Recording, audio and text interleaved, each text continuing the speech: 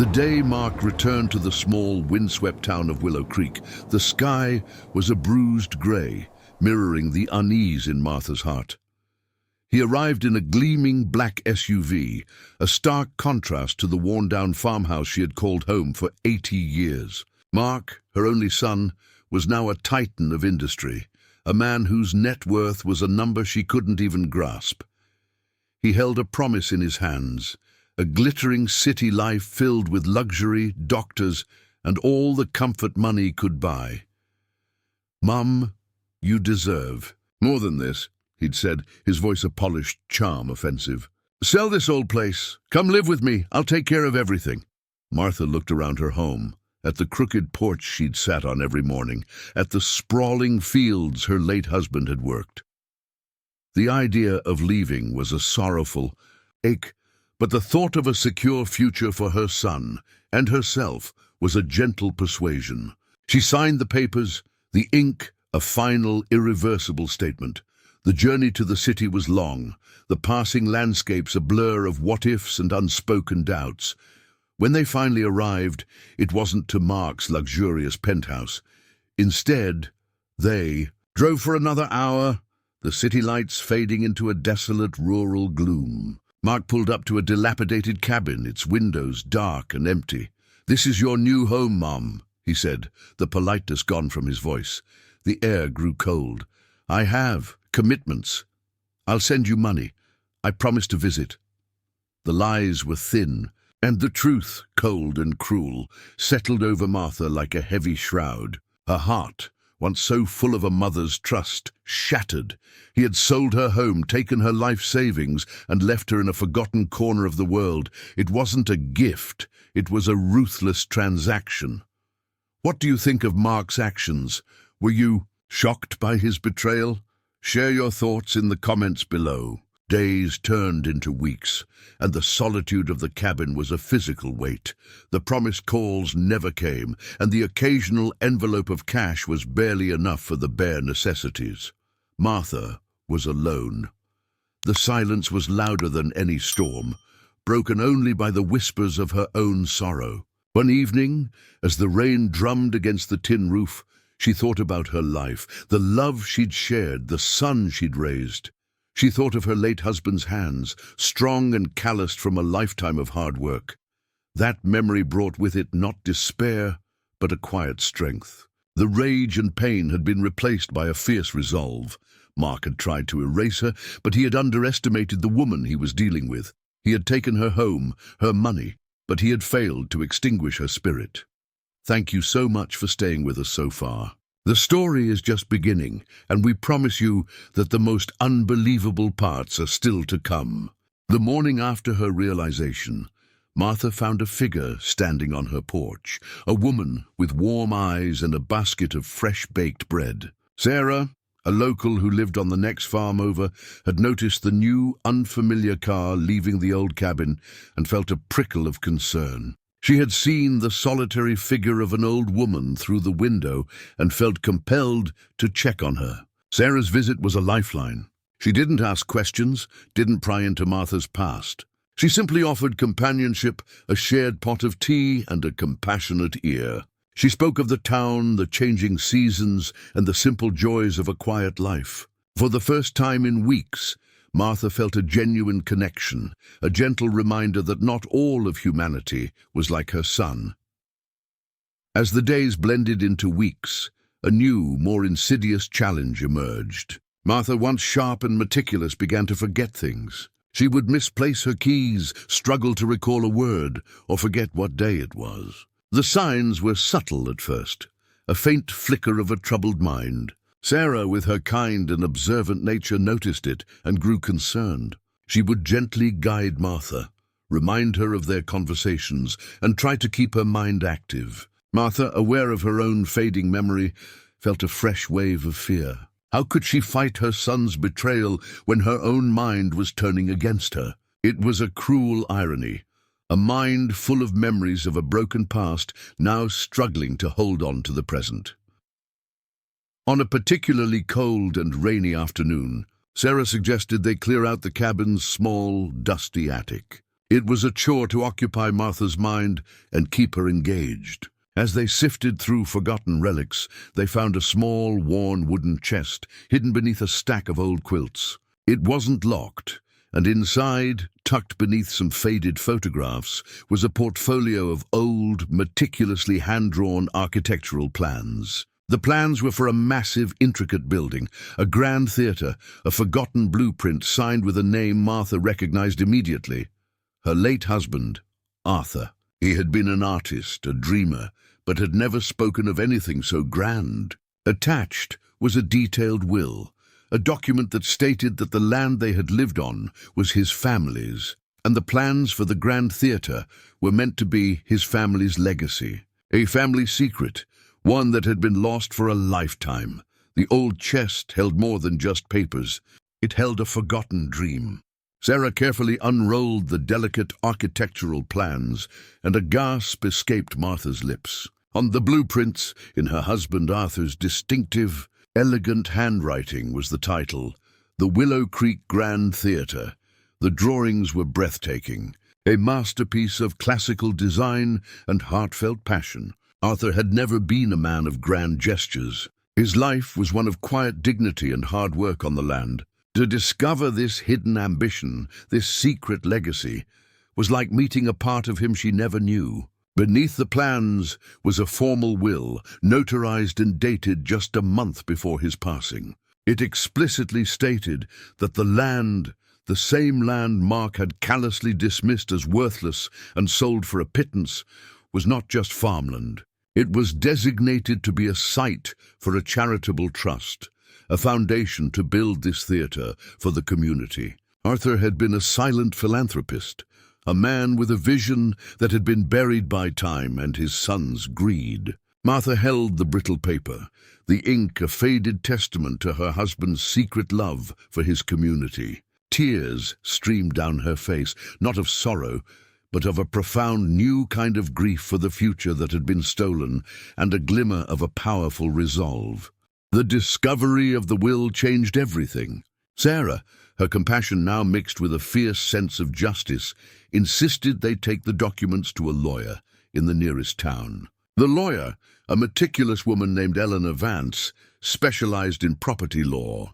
She reviewed the documents with a keen eye, her expression shifting from skepticism to disbelief. She explained that the will, while old, was perfectly valid. The land, far from being worthless, was now situated in the path of a major urban expansion project. Its value had skyrocketed, turning the dusty, forgotten plot into a multi-million-dollar asset.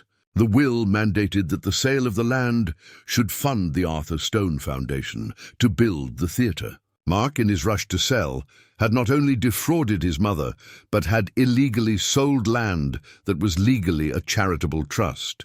Martha listened, her mind reeling. The world seemed to tilt on its axis. The betrayal that had left her with nothing now held the key to an unprecedented triumph. It was a cruel twist of fate, a poetic justice that had been waiting for decades to be revealed. While Martha was beginning to understand the magnitude of her hidden legacy, Mark was oblivious, adrift in a sea of manufactured opulence. His life was a series of shallow victories and fleeting pleasures. He lived in a penthouse with panoramic city views, but the glass walls felt like a cage. He was a millionaire on paper, a CEO who commanded respect in boardrooms, but his personal life was a wasteland of empty relationships and hollow laughter. His friends were sycophants, his luxury a fragile mask for a deep-seated loneliness. He would often look at old pictures of his mother, a faint pang of guilt nagging at him, but he'd quickly dismiss it. He had a reputation to uphold, a public image to maintain. He believed he had escaped his humble origins, that he had transcended the simple life of Willow Creek. He had no idea that the mother he had abandoned was about to become a national headline, that her forgotten legacy was a storm gathering on his horizon, a reckoning that would expose the true cost of his ambition. The sound of a car crunching on the gravel driveway was so rare it made both Martha and Sarah jump. A stately, grey-haired man in a tweed jacket stepped out, holding a weathered leather briefcase. He had the quiet, confident air of someone accustomed to boardrooms and courtrooms, not dusty country roads. His name was David Sterling, a name Martha hadn't heard in decades. He was a close friend of her late husband, Arthur, a brilliant young lawyer who had apprenticed under Arthur's father. David had kept track of the Stone family over the years, and a recent, peculiar legal filing, the sale of the Willow Creek land, had raised red flags for him. He had spent weeks tracking Martha down, a journey fueled by a loyalty to his old mentor and a deep sense of unease. When he saw Martha, his face softened. The strong, vibrant woman he remembered was now fragile, her eyes holding a sadness he couldn't comprehend. As he sat with them, sipping a cup of tea, he listened to Martha's story, her voice wavering as she recounted Mark's betrayal. David didn't interrupt. He simply absorbed every word, his face a mask of controlled fury. He saw not just a victim, but a deep injustice that needed to be corrected, a legacy that had been desecrated by greed. The next morning, with the early sun casting long shadows through the cabin window, David laid out the facts. "Martha," he said, his voice calm but firm, "Arthur's will is a legal fortress. Mark's sale of the land was fraudulent. He sold property that didn't legally belong to him, property that was earmarked for a charitable trust. We can take this to court. We can get it all back." Martha hesitated, the idea of a public battle against her own son filling her with dread. "But David," the humiliation, the stress. David's eyes met hers. "This isn't just about money, Martha. This is about justice. It's about a man's legacy and a mother's dignity. Mark's actions were not just a mistake. They were a deliberate, calculated act of fraud. If we do nothing, he wins, and he'll continue to believe he can get away with anything. We will fight for what is right, for your husband's dream, and for the promise that was broken." Martha took a deep breath, a quiet strength she hadn't felt in years stirring within her. She nodded slowly, her resolve hardening. "What do we do?" she asked. The battle was officially on. David immediately went to work. He began a meticulous and painstaking investigation, his legal team poring over property records, financial statements, and electronic communications. They discovered a web of deceit that was far more complex than a simple abandonment. Mark had not just sold the land. He had created a shell corporation to obscure the sale and funnel the millions into offshore accounts. He had also manipulated Martha's signature on the power of attorney documents, a forgery that was so seamless it would have gone unnoticed by anyone but a forensic expert. David's team found emails between Mark and a financial advisor, revealing their plan to liquidate Martha's assets and leave her with just enough to survive, assuming she'd be too frail to fight back. The documents also revealed that the property's incredible value had been known to Mark for months before he convinced his mother to leave. This wasn't a sudden lapse in judgment. It was a cold, calculated plot, a betrayal that ran deeper than Martha could have ever imagined. The evidence was damning, a complete and irrefutable picture of a son who saw his mother as nothing more than an obstacle to his own wealth. The legal filing was a match to a powder keg. Within hours, the story of Mark Stone, the high-flying CEO who had abandoned his elderly, ailing mother for financial gain, exploded across the news. The headline from a major financial publication was stark: the CEO who sold his mother's legacy for a multi-million-dollar scam. Social media was a torrent of outrage, with hashtags like "Justice for Martha" and "Shame on Stone" trending worldwide. Reporters swarmed the peaceful, forgotten town of Willow Creek, their cameras and microphones a jarring presence. Martha, now a reluctant symbol of resilience, found herself at the center of a national media storm. She gave a single, quiet interview, her words measured and filled with a sorrowful strength. She spoke not of vengeance, but of her husband's dream and the need for truth to prevail. Meanwhile, Mark watched from his penthouse apartment, the news reports flashing across his multiple screens, his face a mask of disbelief. He was no longer the brilliant, untouchable titan. He was a villain, a symbol of corporate greed and familial cruelty. The public humiliation was only the beginning. The markets reacted with a brutal swiftness. Mark's company, once seen as a bastion of innovation and trust, saw its stock price plummet. The board of directors, desperate to contain the scandal, held an emergency meeting. The vote was unanimous. They stripped him of his title, his power, and his position, citing a breach of fiduciary trust and a gross failure of character. Within a single day, the empire he had so ruthlessly built came crashing down. The phone calls from his so-called friends stopped. His social invitations dried up. His penthouse, once filled with the echoes of lavish parties, became a silent monument to his failure. He was alone, his vast wealth now a pointless collection of assets he had no one to share with and nothing to do with. He had traded his family, his legacy, and his very soul for a fortune that now felt as empty as a dry well. That night, alone in his empty apartment, Mark found himself standing before a floor-to-ceiling window, looking out at the city lights. Each one was a tiny, distant world, a life he had been so desperate to be a part of. He saw his own reflection in the glass, and for the first time, he saw not the powerful CEO, but the terrified little boy he once was, the one who had felt he was never enough. The memories came flooding back, his father, Arthur, patiently teaching him how to use a hammer. His mother, Martha, reading him stories with a soft voice. He remembered the love, the simplicity he had despised and fled. He had believed he was building a life, but he had been running from his own past, from a fear of being poor and insignificant. The legal documents, the financial fraud, the callous abandonment.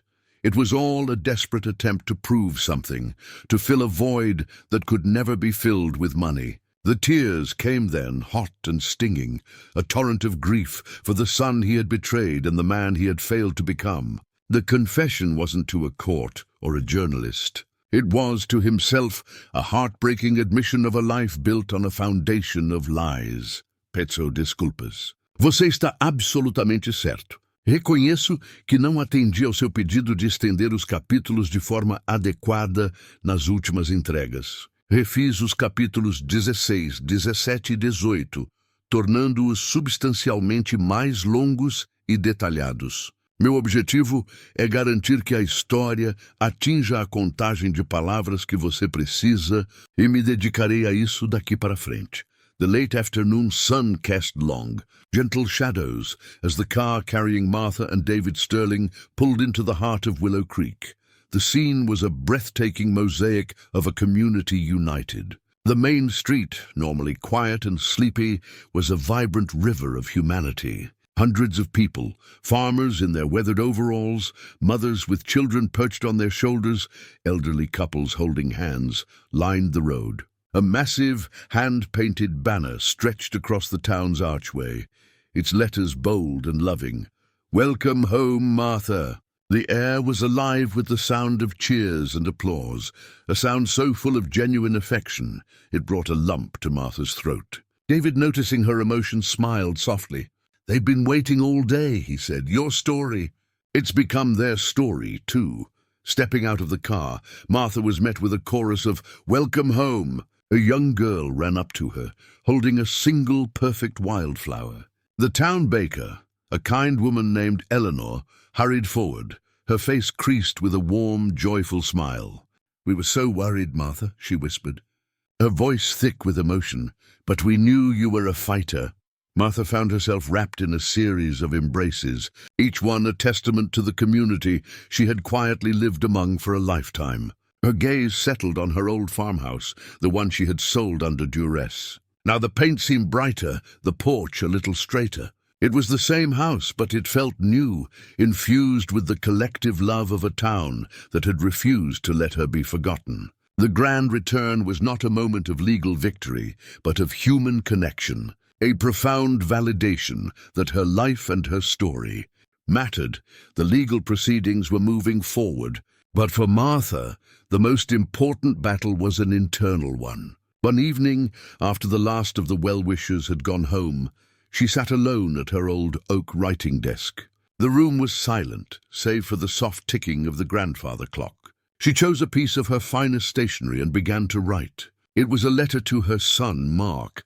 She did not start with anger, but with memory. She described a childhood summer day, the time he scraped his knee and she had cleaned the wound, telling him stories to distract from the pain. She wrote about the pride she and Arthur had felt watching him graduate, the ambition that shone so brightly in his eyes.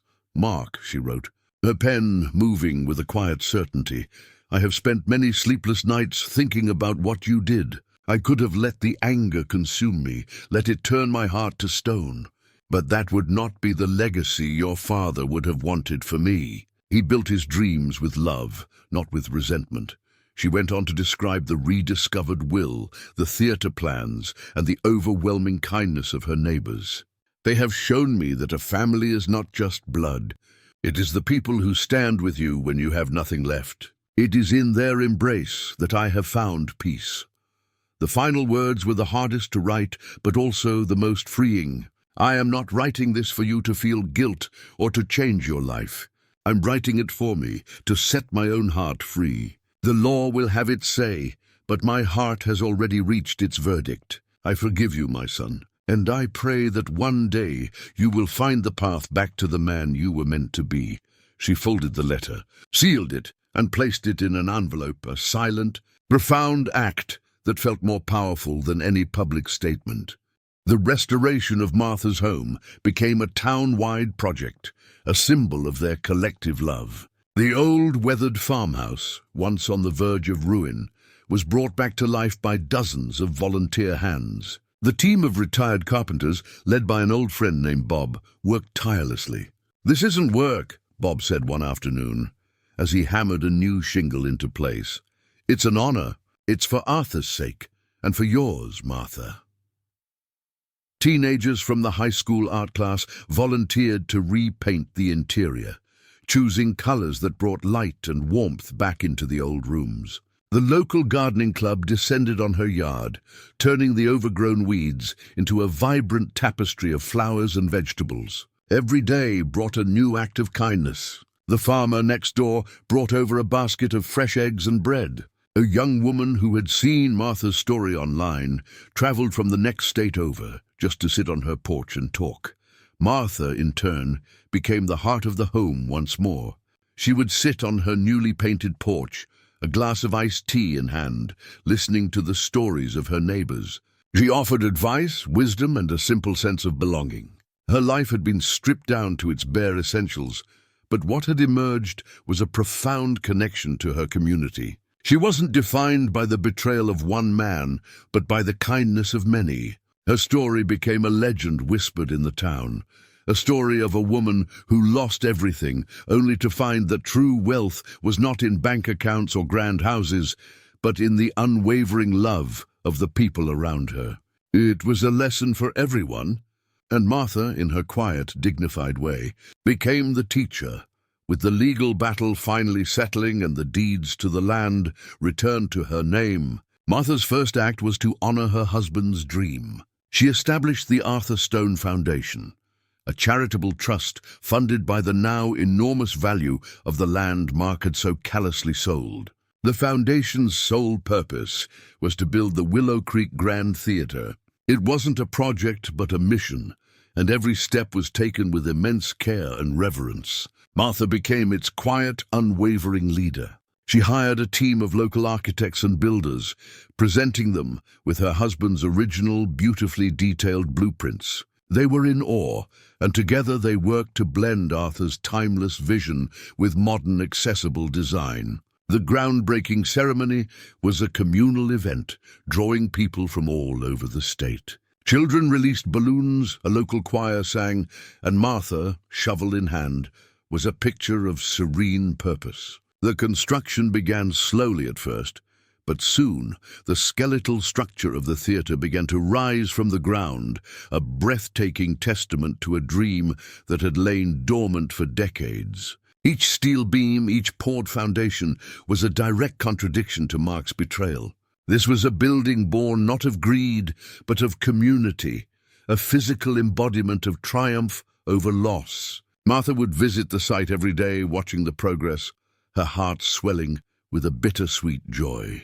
It was a monument to her husband's spirit, a gift to her town, and the undeniable proof that a life built on integrity could, in the end, create something far more valuable than any fortune. Thomas was a man built on weak foundations. A junior financial advisor who had been desperate to prove his worth, he had readily agreed to help Mark Stone orchestrate the fraudulent sale of his mother's land. Mark had promised him a substantial cut, a path to the kind of wealth Thomas had only dreamed of. But the money had felt dirty, a cold weight in his bank account. When the scandal broke and he saw Martha's face on the news, her dignity and quiet strength in the face of his complicity, a deep and unshakable regret took root in his soul. It was a sickness that clung to him, stealing his sleep and poisoning his days. One evening, sitting alone in his small apartment, he looked at the pictures of his own parents on his desk. He thought of his mother, the way her hand felt in his, the simple love she had always offered. The guilt became a physical pain. He picked up his phone, his fingers trembling, and called Mark's number. It went to voicemail. "Mark," he said, his voice raw, I can't live with this anymore. What we did to your mother, it was wrong. I was so stupid. I'm going to tell them everything. I'm going to set things right." He left the message, a tearful, desperate confession into the void. The act of voicing his regret, of finally breaking the silence, was a small, fragile step toward his own redemption. He knew it wouldn't erase what he had done, but it was a beginning. A choice to stop running from the darkness within and step for the first time toward the light. It was a quiet Tuesday morning when Martha felt the strength she had so recently found connect to a long-forgotten memory. She was in her garden tending to the roses, the same variety her mother had grown. The scent, a faint, sweet aroma, carried her back decades to a time of profound hardship. Her father had been a good man, but a struggling one. When she was just a girl, a devastating drought had wiped out their crops, leaving them with nothing. Her mother, a woman of small stature but immense will, had not despaired. She had simply tied on an apron, gone to the local market, and with a basket of homemade preserves, began to sell whatever she could. She had never complained, never once let the fear show on her face. She had simply worked day after day, finding dignity in hard labor and refusing to be broken. That memory, once just a faint image, now stood in sharp relief. Martha realized that her own resilience was not new. It was an inheritance, a lesson passed down from her mother through generations. She was not a victim who had become strong, but a woman whose strength had simply been dormant, waiting for a profound challenge to reveal itself. The life she had lived, with its quiet trials and humble joys, had prepared her for this moment. It had taught her that real wealth was not measured in dollars, but in the unwavering fortitude of the human spirit. The betrayal by her son had been a test, and now she knew, with a certainty that reached into her very soul, that she had passed. Thomas sat in a coffee shop, his hands wrapped around a cup of cold, forgotten coffee. He was waiting for Mark. He'd sent a text, a simple, desperate plea. "We need to talk, alone." Mark walked in, his face haggard, his designer suit looking more like a costume than a statement of power. He sat down, his eyes hollow. "What do you want, Thomas?" he said, his voice a low growl of defeat. Thomas took a deep breath. "I know what you did," he said. "Because I helped you do it." Mark's eyes widened, a flicker of his old arrogance returning. "You don't know anything," he spat. Thomas didn't flinch. "I know about the Shell Corporation. I know about the forged signature on the power of attorney. I know about the offshore accounts. I have the files, Mark, the ones you thought you deleted. I have copies of everything." The confession hung in the air, a final damning truth. Mark's shoulders sagged.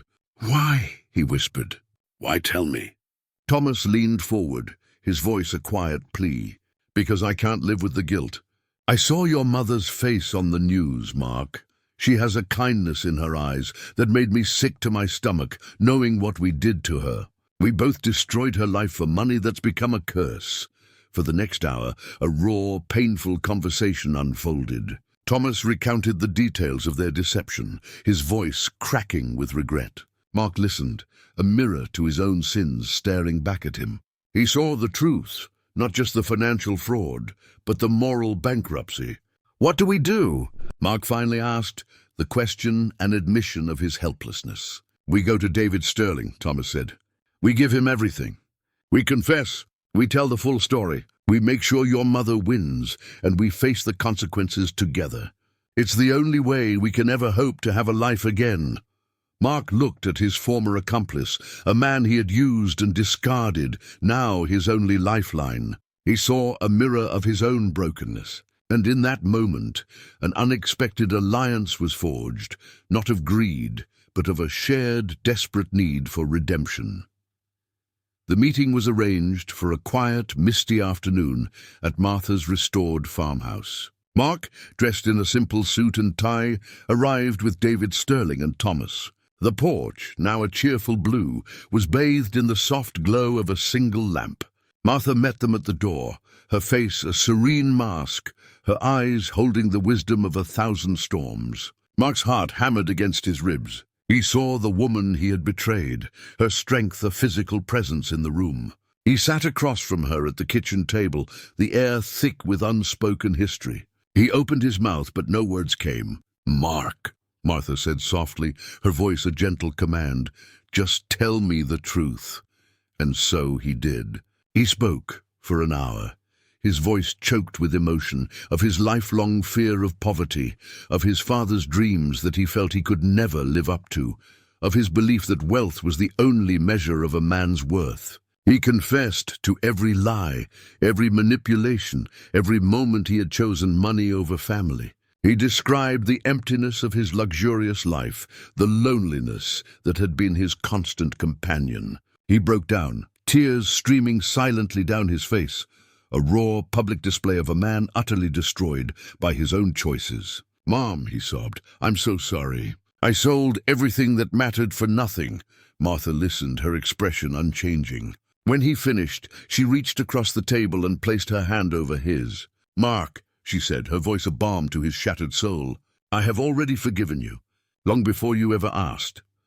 She spoke of her journey, of the rediscovery of her husband's legacy, of the kindness of her community.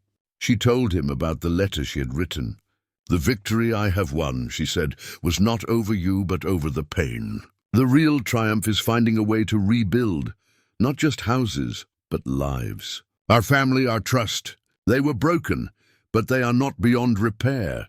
The final confrontation wasn't an explosion of anger, but a profound, quiet moment of grace. A mother's heart, once shattered, offered a path to healing.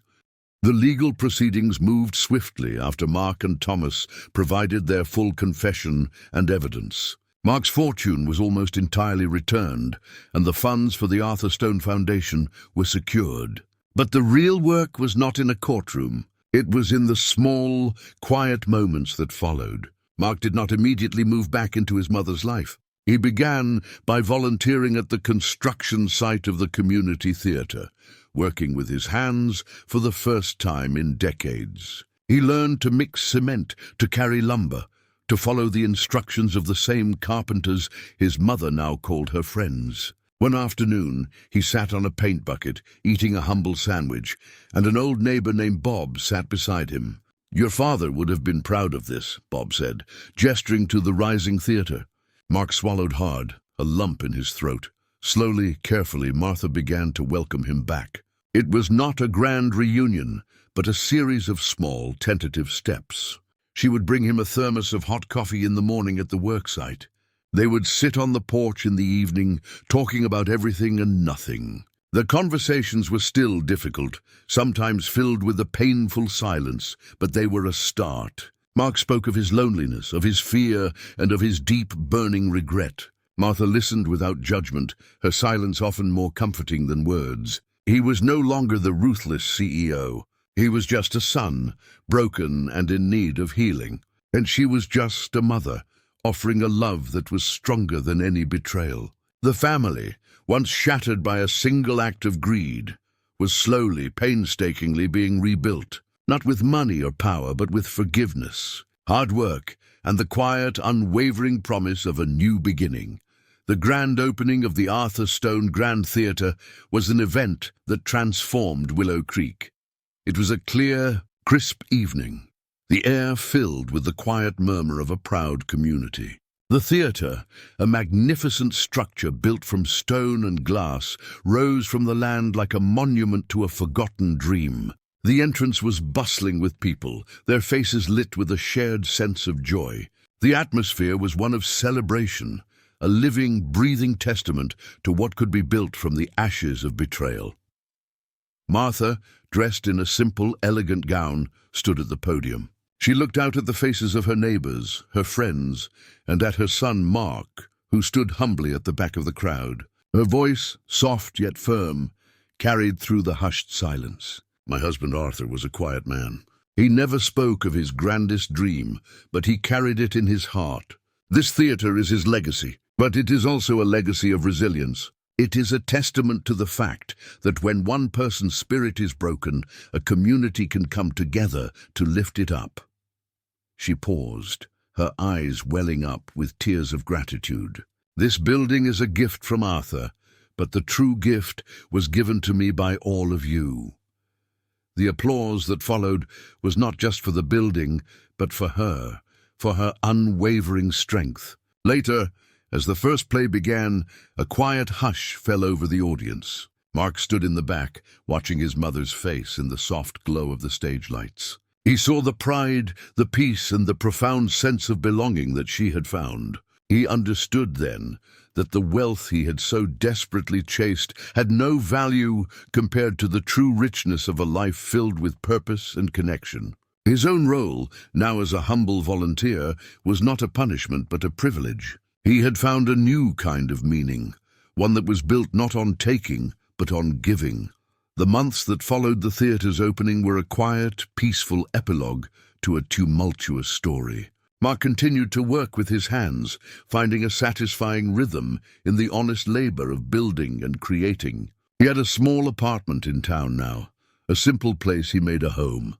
He spent his evenings not on business calls, but on the phone with his mother, the conversations long and unhurried. He was rediscovering the son she had once known, the boy she had raised. The path to reconciliation was not a straight line.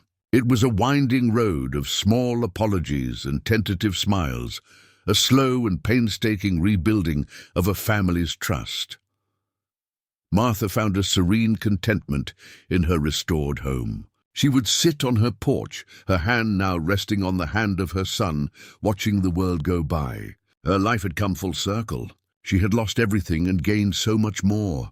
The betrayal had nearly destroyed her, but it had also revealed the depth of her own strength and the boundless love of her community. She knew that her triumph was not a single moment of victory in a courtroom, but the quiet, enduring peace she now carried in her heart. She was a living legend in her town, but she did not seek fame. She sought only the simple joys of a life lived with integrity and grace. Her story had become a symbol, a powerful, real-life fairy tale of a woman who was wronged but never broken. A hero who found her greatest victory not in a battle, but in the quiet, profound act of forgiveness. The story of Martha Stone, the woman who was abandoned but chose to rise, would live on. A timeless lesson for all who needed to be reminded that the human spirit, when tested, is capable of the most extraordinary triumph.